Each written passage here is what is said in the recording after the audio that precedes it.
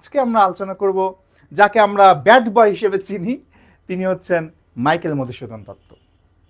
আমি শুরুতেই যেটা করতে চাই, মাইকেল মধুসূদন দত্তের জীবন সম্পর্কে এবং কর্ম সম্পর্কে এবং তার সম্পর্কে আমাদের যেই পারসেপশন সেটা নিয়ে আমরা একটু কথা বলতে চাই, ঠিক আছে? তারপরে আমরা বিস্তারিত হতে যাব। তো মাইকেল মধুসূদন দত্ত, আমাদের এই নামটা মাথায় আসলেই আমাদের চেতনায় কি কাজ করে? আমরা ছোটবেলা থেকে জেনে এসেছি মাইকেল মধুসূদন দত্ত তিনি হচ্ছেন খ্যাতির মোহে পাগল ছিলেন, টাকা পয়সার মোহে পাগল ছিলেন। সেই কারণে তিনি খ্যাতির মোহে নিজের দেশ, নিজের ভাষা সব ছেড়ে বিলেতে পাড়ি জমিয়েছিলেন, বিদেশে গিয়েছিলেন।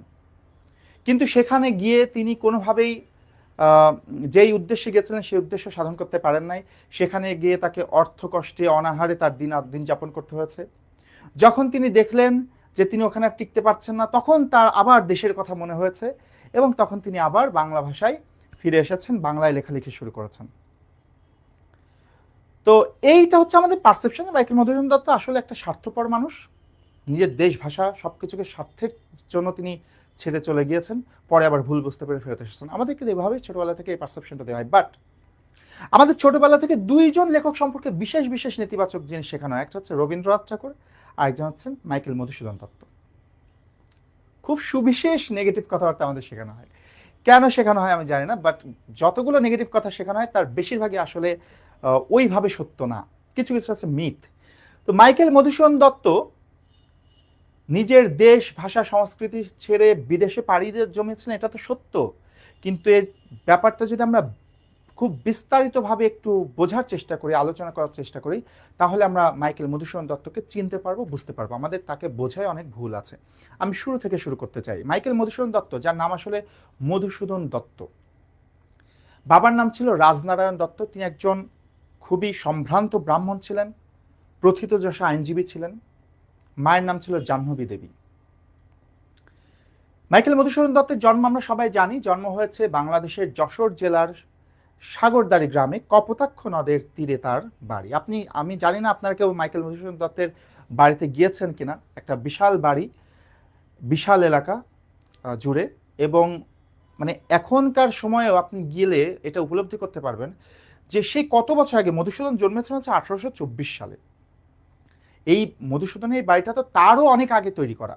আমাদের কিন্তু এই মুহূর্তে দুইটা কোর্সে ভর্তি চলছে। একটি হচ্ছে বাংলা পূর্ণাঙ্গ কোর্স 11.0। এখানে এটা ব্যাকরণ প্লাস সাহিত্য উভয়টি পড়ানো হবে। 50টা ক্লাস থাকবে, 51টা এক্সক্লুসিভ লেকচার শিট থাকবে, যে লেকচার শিটগুলো বইয়ের বিকল্প হবে, কোনো দায়সারা লেকচার শিট না, বা ক্লাসে যা লিখলাম সেটারই পিডিএফ দিয়ে দিলাম তা না, একদম পিওর লেকচার শিট 51টা থাকবে। 15টা পরীক্ষা থাকবে। মাত্র 750 টাকা কোর্সটাতে ভর্তি হয়ে যাচ্ছে।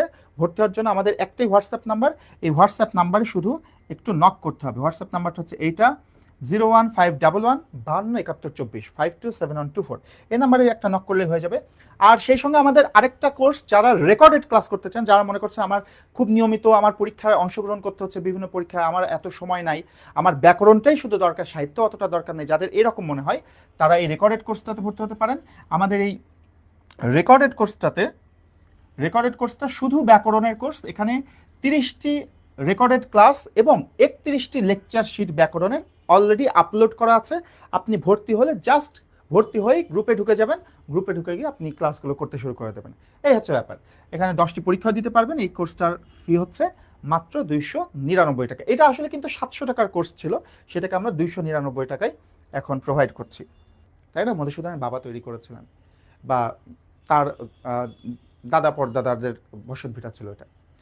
তাহলে আমরা যদি হিসাব করি, এক অর্থে এই বাসাটা হচ্ছে আজ থেকে প্রায় 250-300 বছর আগে থেকে বাসাটা ছিল।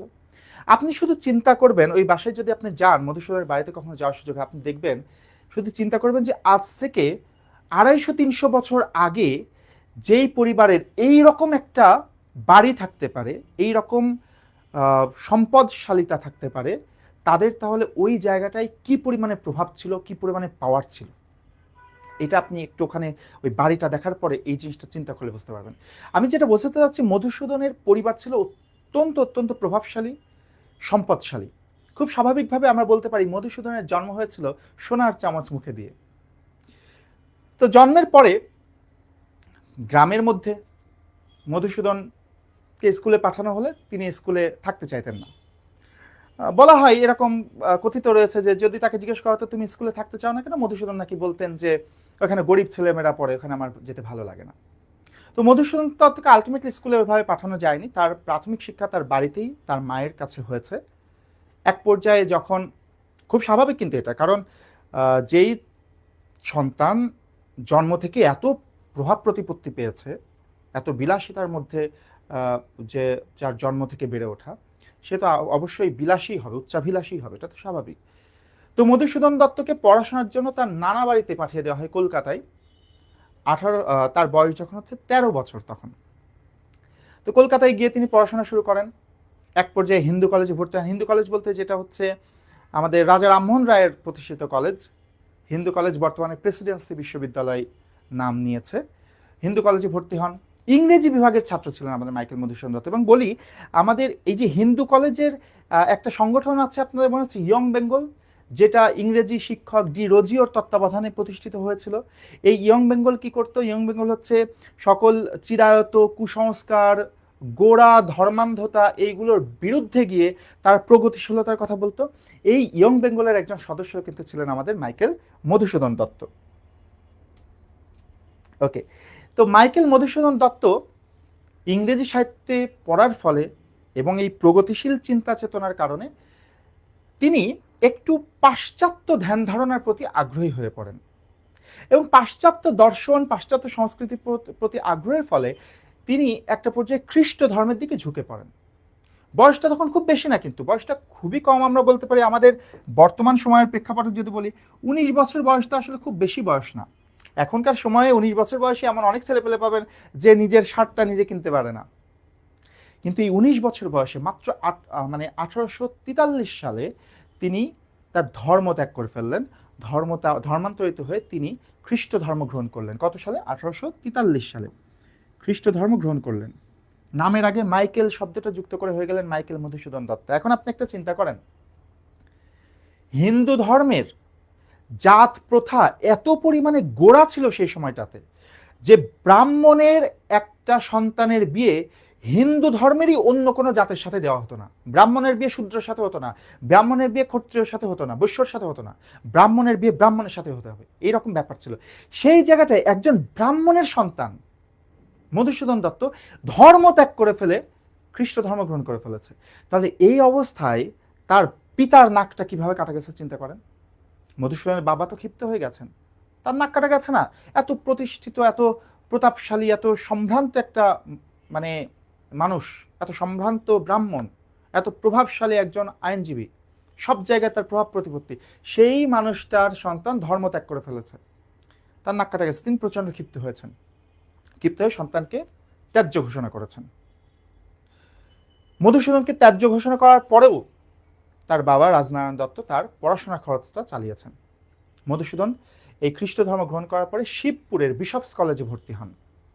বিশপস কলেজে পড়াশোনা চলাকালে তার বাবা খরচ দিতেন, তবে মাত্র 4 বছর, খ্রিস্ট ধর্ম গ্রহণ করার পরে 4 বছর তার বাবা তার খরচপাতি দিয়েছেন, তারপরে আর খরচপাতি দেওয়া বন্ধ করে দিয়েছেন। অর্থাৎ আমরা বলতে পারি সালটা হচ্ছে 1848 সাল। 1848 সাল।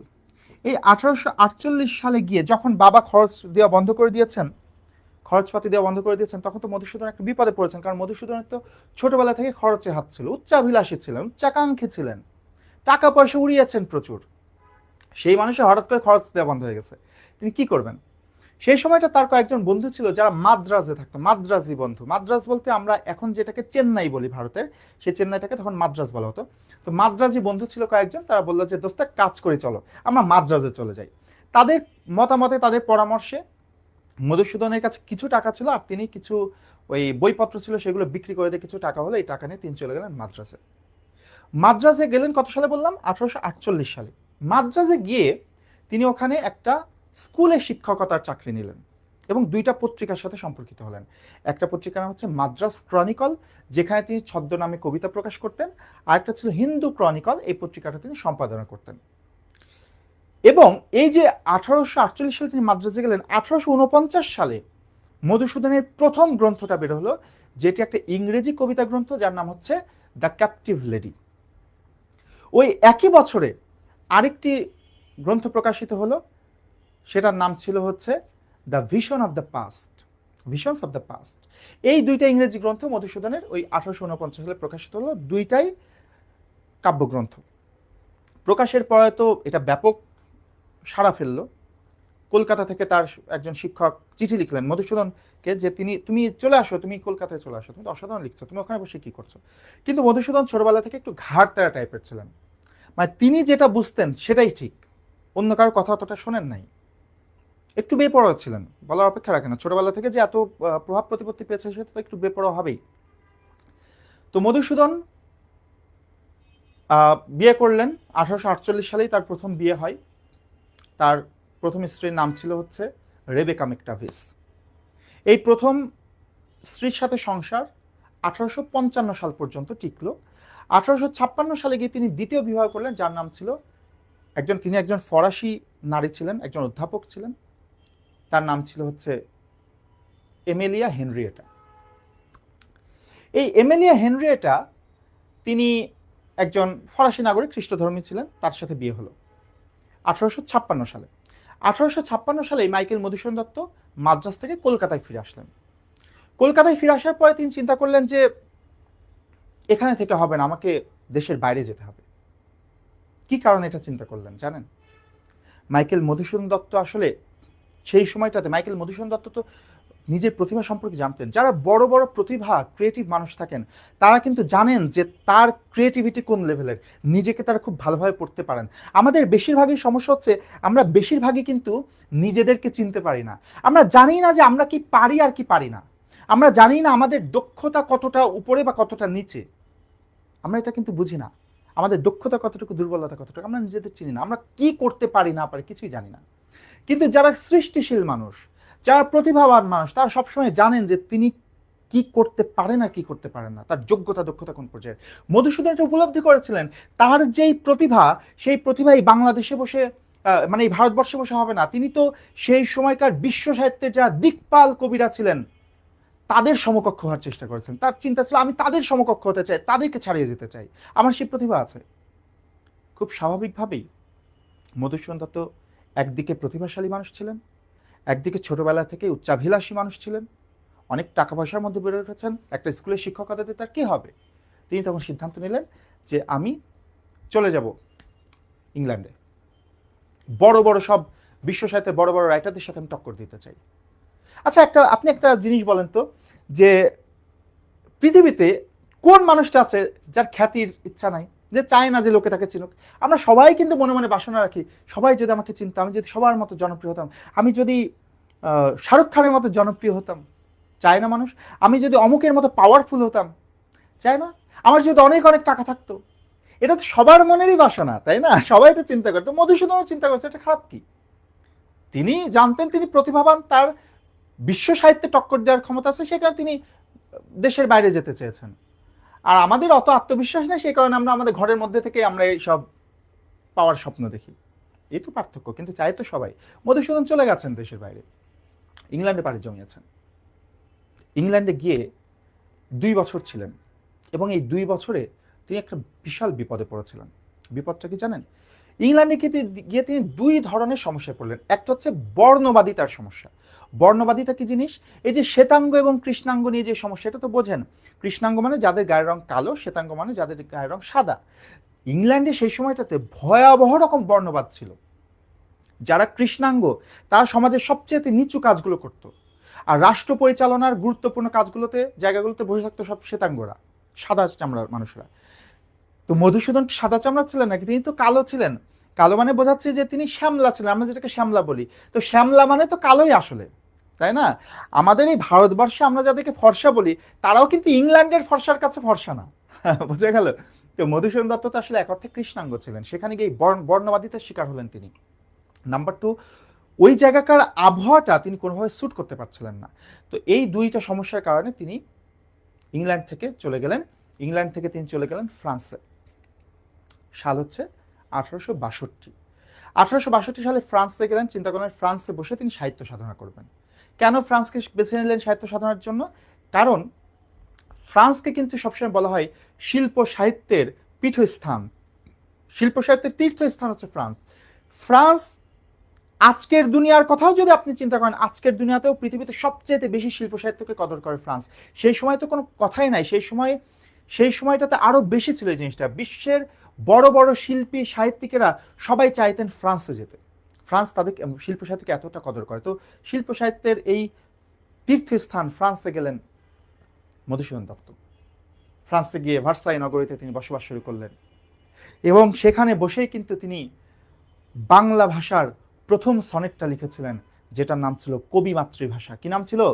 কবি মাতৃভাষা, যেটা আমরা আমাদের সময় ইন্টারমিডিয়েটে পড়েছি।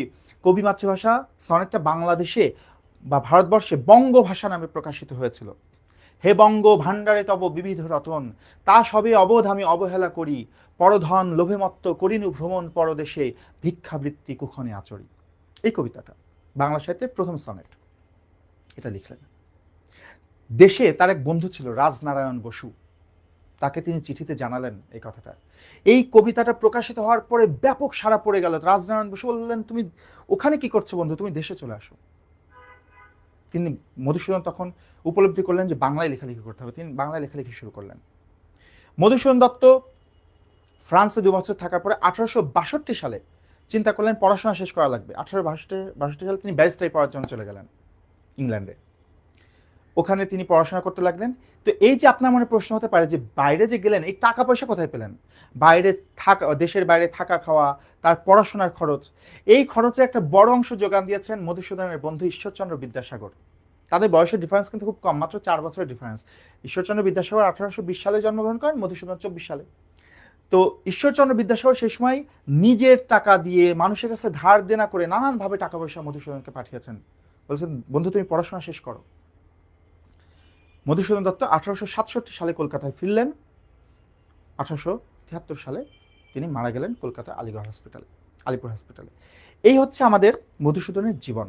এখন খেয়াল করে দেখেন এই জীবনে মধুসূদন কি করেছেন সেটাতে পরে আসছি, কিন্তু একটা জিনিস দেখেন যে মধুসূদন দত্তকে আমরা যে নেগেটিভলি দেখি, আসলে নেগেটিভলি দেখার কোনো সুযোগ আছে কিনা?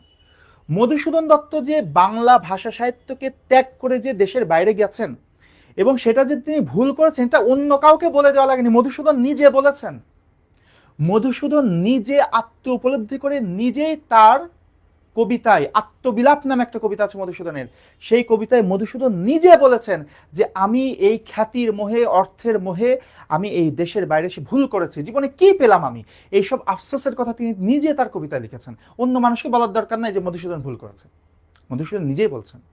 মধুসূদন তার প্রথম সনেটাতেই বলছেন, হে বঙ্গ ভাণ্ডারে তব বিবিধ রতন, হে বাংলা ভাষা তোমার ভাণ্ডারে তো ঐশ্বর্যে পরিপূর্ণ, তা সবে অবোধ আমি অবহেলা করি। আমি অবোধ, নির্বোধ, আমি সেই ঐশ্বর্যকে অবহেলা করেছি। অবহেলা করে কি করেছি? পরধন লোভে মত্ত করিনু ভ্রমণ পরদেশে, পরের ধনের লোভে মত্ত হয়ে, পরের ভাষার, পরের সাহিত্যের দিকে মোহিত হয়ে আমি নিজের দেশকে ত্যাগ করেছি, পরদেশে ভ্রমণ করেছি, ভিক্ষাবৃত্তি কুক্ষণে আচরি। আর এখানে এসে আমি ভিক্ষাবৃত্তি নিচ্ছি, অন্যের ভাষা নিয়ে, অন্যের সাহিত্য নিয়ে আমি কাজ করার চেষ্টা করছি, এটা তো অন্যের জিনিস নিয়ে কাজ করা, তো সেটা ভিক্ষাবৃত্তির মতোই। তো মধুসূদন তো নিজেই নিজেকে, নিজের সে আফসোসগুলো, আক্ষেপগুলো, সেই ভুলের উপলব্ধিগুলো প্রকাশ করেছেন। একজন মানুষ কতটা উদার এবং মহৎ হলে নিজেই নিজে সে ভুলগুলোকে প্রকাশ করে দেন তার সাহিত্যের মাধ্যমে। এটা নাম্বার 1। নাম্বার 2 যেটা, মধুসূদন যে বাংলা ভাষা সাহিত্যকে ছেড়ে পাশ্চাত্যে গিয়েছেন, ইংরেজি সাহিত্য সাধনার চেষ্টা করেছেন, এটা বাংলা ভাষা সাহিত্যের জন্য একটা বিশাল সাপে বর হয়েছে। সাপে বর মানে কি? সাপে বর মানে হচ্ছে অনিষ্টে ইষ্ট লাভ, অর্থাৎ মনে হয় ক্ষতি কিন্তু আসলে সেটা লাভ। বাংলা সাহিত্যে লাভ হয়েছে কেন? দেখেন মধুসূদন ইংরেজি সাহিত্য, পাশ্চাত্য সাহিত্য সংস্কৃতি থেকে কত কিছু বাংলা ভাষা সাহিত্যে এনে দিয়েছেন। বাংলা ভাষা সাহিত্যের সবচাইতে, বাংলা সাহিত্যের আধুনিক যুগের সবচাইতে বেশি প্রথম দিয়েছেন মধুসূদন দত্ত। মধুসূদন দত্ত বাস্তবিক অর্থেই একজন বাংলা সাহিত্যের ফার্স্ট বয়। বাংলা সাহিত্যের ফার্স্ট বয় কেন বলছি? দেখেন রবীন্দ্রনাথ ঠাকুর বিশাল প্রতিভাবান ছিলেন, কিন্তু রবীন্দ্রনাথ ঠাকুর বাংলা সাহিত্যে নতুন দিয়েছেন কি? ছোট গল্প। আর কি দিয়েছেন নতুন? তিনি বাংলা সাহিত্যকে বিশাল সমৃদ্ধি এনে দিয়েছেন, কিন্তু আমরা যদি বলি কোনো কিছু নতুন প্রবর্তন করা, তাহলে এই দিক দিয়ে মধুসূদনকে কেউ টক্কর দিতে পারবে না। মধুসূদন দত্ত কি দিলেন? বাংলা সাহিত্যে প্রথম সনেট লিখলেন, প্রথম অমিত্রাক্ষর ছন্দ দিলেন, বাংলা সাহিত্যে। বাংলা সাহিত্যে প্রথম সার্থক মহাকাব্য লিখলেন মেঘনাদ বধ কাব্য। বাংলা সাহিত্যে প্রথম সার্থক নাটক লিখলেন শর্মিষ্ঠা। বাংলা সাহিত্যের প্রথম সার্থক ট্র্যাজেডি লিখলেন কৃষ্ণকুমারী। বাংলা সাহিত্যে প্রথম সার্থক কমেডি লিখলেন পদ্মাবতী। বাংলা সাহিত্যের প্রথম সার্থক পত্রকাব্য লিখলেন। বাংলা সাহিত্যে আর কি কি আছে, বাংলা সাহিত্যে প্রথম সার্থক প্রহসন লিখলেন, একে কি বলে সভ্যতা বুড়ো শালিকার ঘাড়েরও। তো দেখেন একটা মানুষ বাংলা সাহিত্যে বাংলা কাব্য, উনি তো কবি ছিলেন, খুব স্বাভাবিকভাবে কবিতা নিয়ে কাজ করেছেন, গদ্যের ক্ষেত্রে আসবেন না, বাট বাংলা কাব্যে যত কিছু আমরা পাই তার ম্যাক্সিমামের প্রথমটা আমাদের মধুসূদন দিয়েছেন। তো সেই কারণে আমি বলি যে মধুসূদনের যে অবদান বাংলা সাহিত্যে, এটা আমরা মানে বাংলা সাহিত্যের সাথে যাদের জীবিকা সম্পর্কিত এই মানুষগুলোর আসলে গায়ের চামড়া কেটে দিয়ে মধুসূদনের জুতা বানিয়ে দিলে মধুসূদনের কৃতিত্ব মানে তার ঋণ শোধ করা যাবে না। বাংলা সাহিত্যকে এত কিছু দিয়েছেন মধুসূদন এক হাতে। সেই কারণে বলি বাংলা সাহিত্যের ফার্স্ট বয় ছিলেন মাইকেল মধুসূদন দত্ত। মধুসূদন দত্তের একটু সাহিত্যকর্মের বিস্তারিতগুলো একটু আলোচনা করি এবং আপনাদেরকে একটু পরামর্শ দিতে চাই মধুসূদন দত্ত যখন আপনি স্টাডি করবেন তখন কি কি জিনিস আপনাদের পড়া লাগতে পারে। ওকে, তো আমি আরেকবার একটু বলে দিই, আমাদের কিন্তু এই মুহূর্তে দুইটা কোর্সে ভর্তি চলছে। একটি হচ্ছে বাংলা পূর্ণাঙ্গ কোর্স 11.0, এখানে এটা ব্যাকরণ প্লাস সাহিত্য উভয়তেই পড়ানো হবে। 50টা ক্লাস থাকবে, 51টা এক্সক্লুসিভ লেকচার শিট থাকবে, যে লেকচার শিটগুলো বইয়ের বিকল্প হবে, কোনো দায়সারা লেকচার শিট না, বা ক্লাসে যা লিখলাম সেটারই পিডিএফ দিয়ে দিলাম তা না, একদম পিওর লেকচার শিট 51টা থাকবে। 15টা পরীক্ষা থাকবে। মাত্র 750 টাকার কোর্সটাতে ভর্তি হয়ে যাচ্ছে। ভর্তি হওয়ার জন্য আমাদের একটাই হোয়াটসঅ্যাপ নাম্বার, এই হোয়াটসঅ্যাপ নাম্বারে শুধু একটু নক করতে হবে। হোয়াটসঅ্যাপ নাম্বারটা হচ্ছে এইটা 01511527124 527124, এই নাম্বারে একটা নক করলে হয়ে যাবে। আর সেই সঙ্গে আমাদের আরেকটা কোর্স, যারা রেকর্ডেড ক্লাস করতে চান, যারা মনে করছেন আমার খুব নিয়মিত আমার পরীক্ষায় অংশগ্রহণ করতে হচ্ছে, বিভিন্ন পরীক্ষায় আমার এত সময় নাই, আমার ব্যাকরণটাই শুধু দরকার, সাহিত্য অতটা দরকার নেই, যাদের এরকম মনে হয় তারা এই রেকর্ডেড কোর্সটাতে ভর্তি হতে পারেন। আমাদের এই রেকর্ডেড কোর্সটা শুধু ব্যাকরণের কোর্স। এখানে 30টি রেকর্ডেড ক্লাস এবং 31টি লেকচার শিট ব্যাকরণের অলরেডি আপলোড করা আছে। আপনি ভর্তি হলে জাস্ট ভর্তি হয়ে গ্রুপে ঢুকে যাবেন, গ্রুপে ঢুকে গিয়ে আপনি ক্লাসগুলো করতে শুরু করে দেবেন, এই হচ্ছে ব্যাপার। এখানে 10টি পরীক্ষা দিতে পারবেন। এই কোর্সটার ফি হচ্ছে মাত্র 299 টাকা। এটা আসলে কিন্তু 700 টাকার কোর্স ছিল, সেটাকে আমরা 299 টাকায় এখন প্রোভাইড করছি।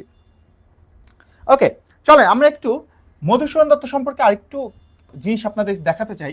আমরা আমাদের কোর্সে যে ধরনের শীট পড়ে সেই শীটটাও আপনাদের দেখে দিই। এই যে একটা শীট মাইকেল, আমরা যখন লেকচার শীট পিডিএফ দিই তখন সেটা একটু সাজানো গোছানো পিডিএফ দিই, সুন্দর করে কালারফুল একটু হয়, আর পড়ানোর জন্য অত কালারফুল দরকার হয় না, সেই কারণে আমরা অত কালারফুল নিই না। এখানে আমি শুরুতে যেটা করেছি, মধুসূদন দত্ত সম্পর্কে এতক্ষণ যে তথ্যগুলো আপনাদের দিলাম, এই যে জীবন ঘটনা, সেইগুলো সব এখানে সুন্দর করে সাজিয়ে দেওয়া আছে। এরপর মধুসূদনের খ্যাতি কি কি, দেখেন এই জায়গাটা খুব গুরুত্বপূর্ণ কয়েকটা তথ্য আপনাদেরকে দিব, ভালো করে এই জিনিসটা খেয়াল করেন। প্রথমে কি বলেছে দেখেন, বাংলা সাহিত্যের প্রথম বিদ্রোহী কবি হচ্ছেন মধুসূদন দত্ত। যদি বলি বাংলা সাহিত্যে বিদ্রোহী কবিকে, অবশ্যই কাজী নজরুল ইসলাম, তাই না? কিন্তু প্রথম বিদ্রোহী কবিকে মাইকেল মধুসূদন দত্ত। কেন তাকে প্রথম বিদ্রোহী কবি বলা হয়? প্রথম বিদ্রোহী কবি বলার কারণ হচ্ছে মাইকেল মধুসূদন দত্তের একটা যে মহাকাব্য মেঘনাদ বধ কাব্য, বাংলা সাহিত্যের প্রথম সার্থক মহাকাব্য, এই মহাকাব্যটা।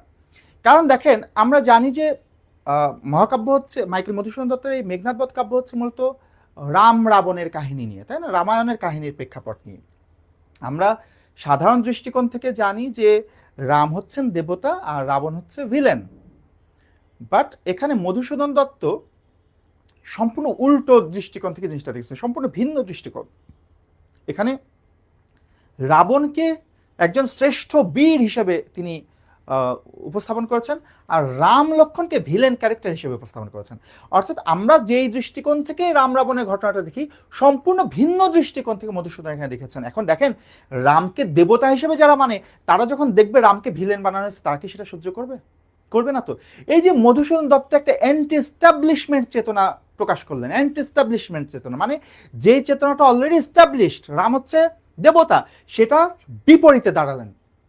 এই জন্য মধুসূদন কিন্তু গালিও খেয়েছেন। স্বয়ং রবীন্দ্রনাথ বলেছিলেন যে এই মেঘনাদ বধ কাব্য মহাকাব্য তো এটা কোনো কাব্যের পর্যায়ে পড়ে না, ক্ষিপ্ত হয়ে গেছিলেন।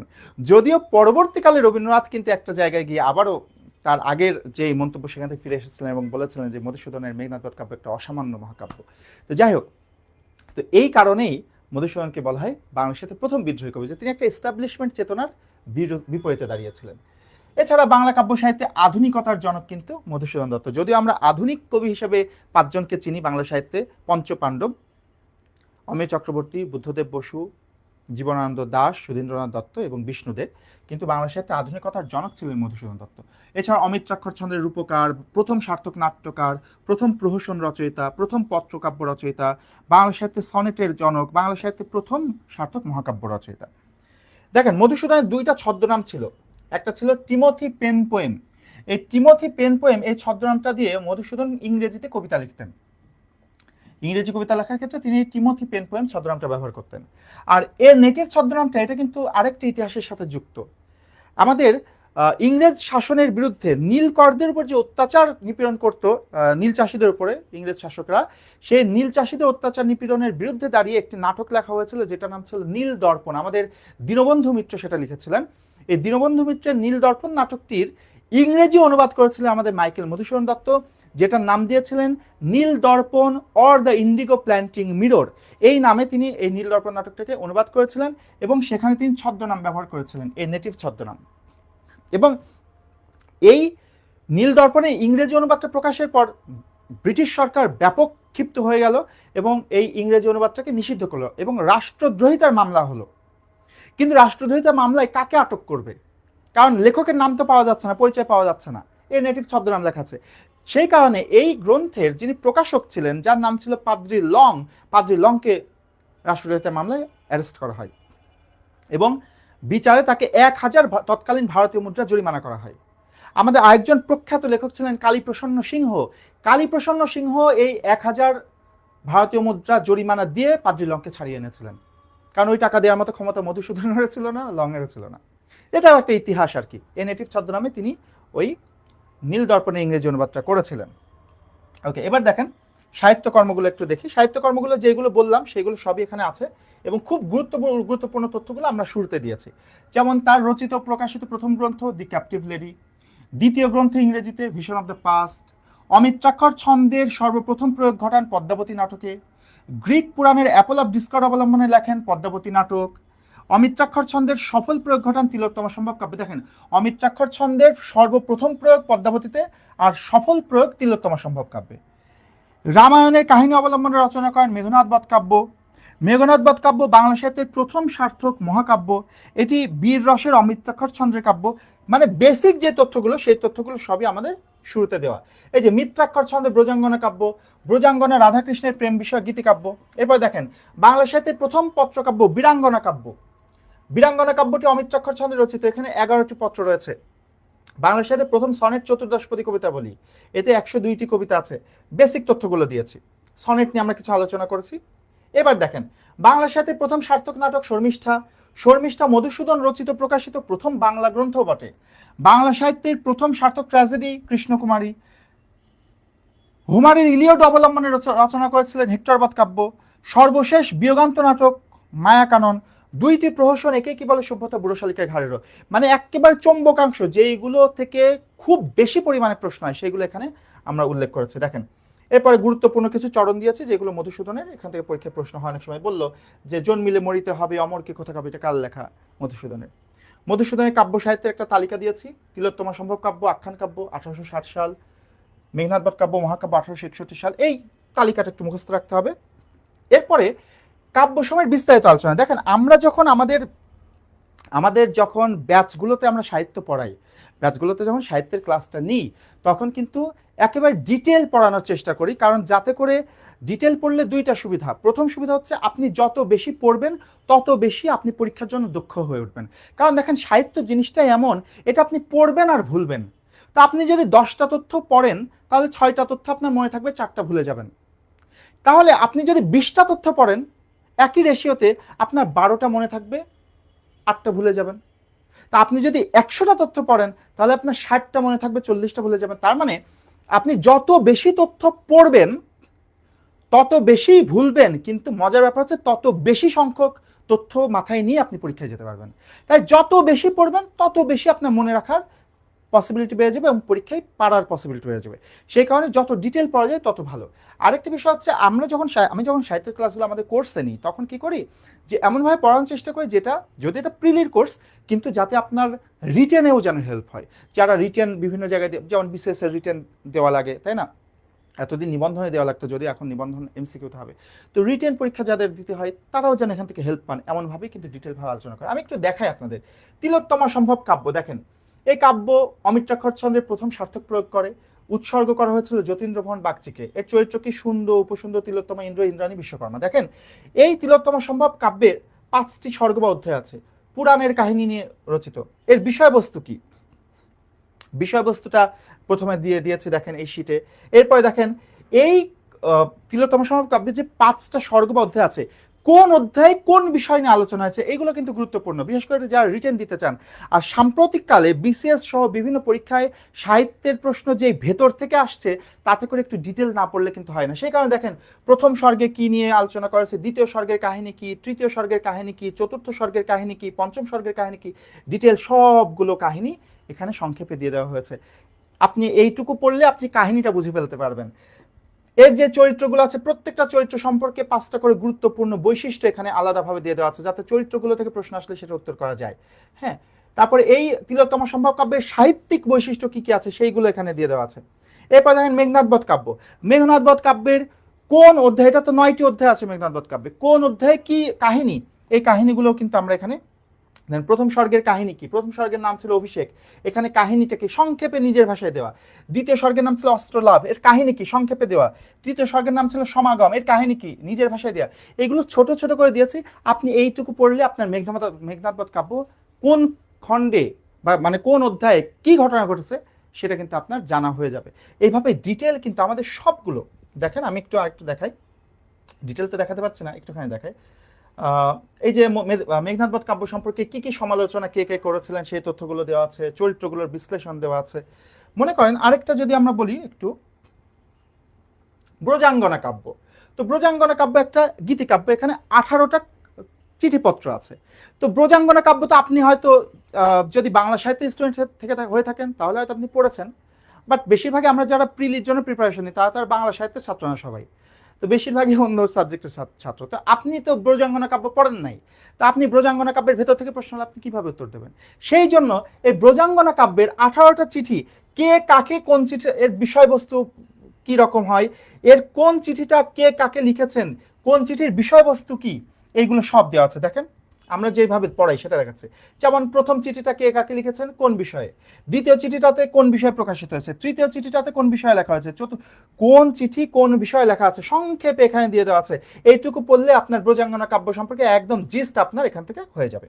ঠিক আছে, সেম বীরাঙ্গনা কাব্যেও 11টা চিঠি আছে।